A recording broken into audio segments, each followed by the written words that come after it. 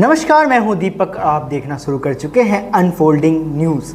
आज की इस वीडियो में हम बात करेंगे G20 यानी कि ग्लोबल 20 के बारे में।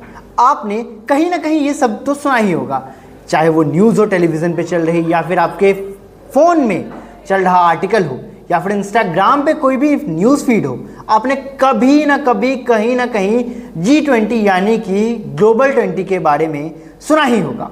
तो आज हम आपको बताएंगे ये G20 क्या है, इनमें कौन कौन से देश आते हैं और G20 की शुरुआत आखिरकार हुई कब। तो शुरुआत करते हैं कि G20 की शुरुआत होती कैसे है।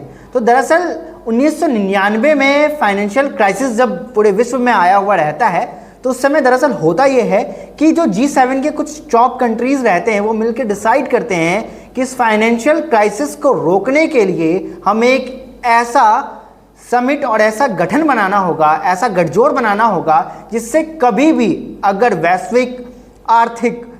अगर हम आर्थिक तंगी से गुजरें तो इससे निपटने में हमें इससे सहायता मिले। तो इसी को देखते हुए G20 का गठन किया गया। बात करते हैं जब 1999 में जब G20 का गठन किया गया, तो इसमें Argentina, Australia, Brazil, Canada, China, France, Germany, India, Indonesia, Italy, Japan, Mexico, Republic of Korea, Republic of South Africa, Russia, Saudi Arabia, Turkey, United Kingdom, United States of America, 20 देश G20 की शोभा बढ़ा रहे थे। आपको ये बात जानकर हैरानी होगी कि ये G20 ग्लोबल 20 जो है, ये सिर्फ 20 देश विश्व की 80% GDP में अपना योगदान रखती है।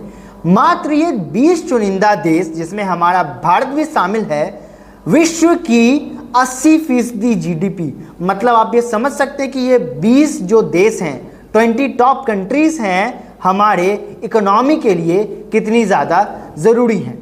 इसी G20 को इस वर्ष 2023 में भारत होस्ट कर रहा है। भारत में कुछ मुख्य शहरों में इसका आयोजन 2023 की शुरुआती साल के साथ किया जा रहा है। आपको बता दें कि 2023 के शुरुआती में जम्मू कश्मीर में G20 का आयोजन किया गया था। फिर इस समांतर से आगे बढ़ाते हुए बेंगलोर, हैदराबाद होते होते अब दिल्ली में इसका समापन किया जाना है। आपको बता दें कि G20 का समापन दिल्ली में सितंबर के माह में होगा।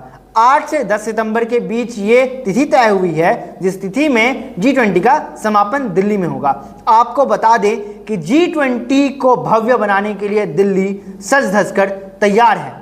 G20 देश के जितने भी समूह के जितने भी प्रतिनिधि आएंगे, उन सब की सुरक्षा मुहैया कराने के लिए केंद्र सरकार ने एडवाइजरी जारी की है।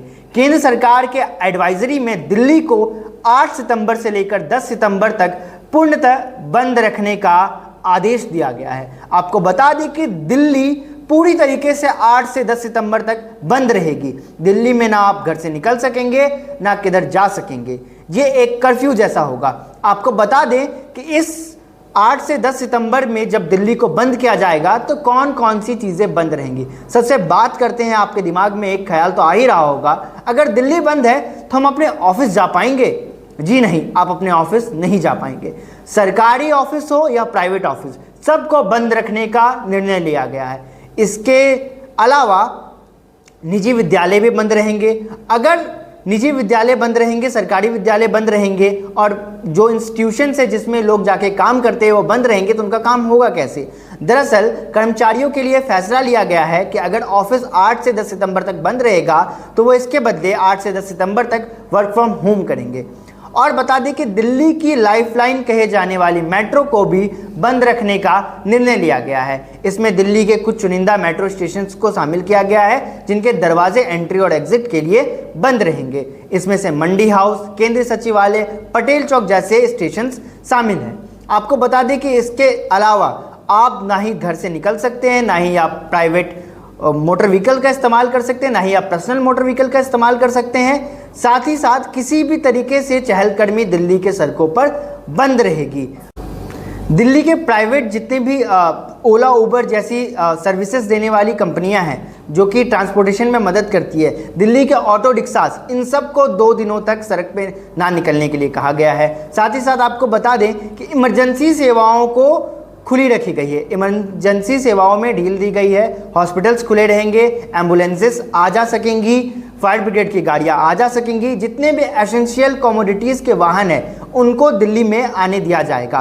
बट उनके लिए भी एक रूट निर्धारित की गई है, वो आउटर रिंग रोड में ही रहेंगे, वो दिल्ली के ल्यूटियंस जोन में एंटर नहीं कर सकते हैं। जितने भी एसेंशियल कमोडिटीज़ की गाड़ियां हैं उन्हें स्पेशल पास के साथ 8 से 10 सितंबर के बीच में एंट्री अलाउ मिलेगी। साथ ही साथ आपको बता दें कि मेट्रो की बात हमने कर ली, ट्रांसपोर्टेशन की हमने बात कर ली, शिक्षा की हमने बात कर ली, हमने बात कर ली ऑफिसर्स की। अब बात करते हैं कि इतनी सुरक्षा दी क्यों जा रही है। दरअसल ये हमारे देश के लिए गौरव का विषय है जब हमारे देश में पूरे 20 यानी कि विश्व के टॉप 20 कंट्री जो कि सबसे पावरफुल जाने जा रहे हैं उनके प्रतिनिधि आएंगे, तो उनके प्रतिनिधियों की सुरक्षा में कोई कमी ना हो, इसके लिए ये सरकार ने फैसला लिया है। इसी को देखते हुए सरकार अपेक्षा कर रही है कि लोग 8 से 10 सितंबर तक अपने घर से ना निकले।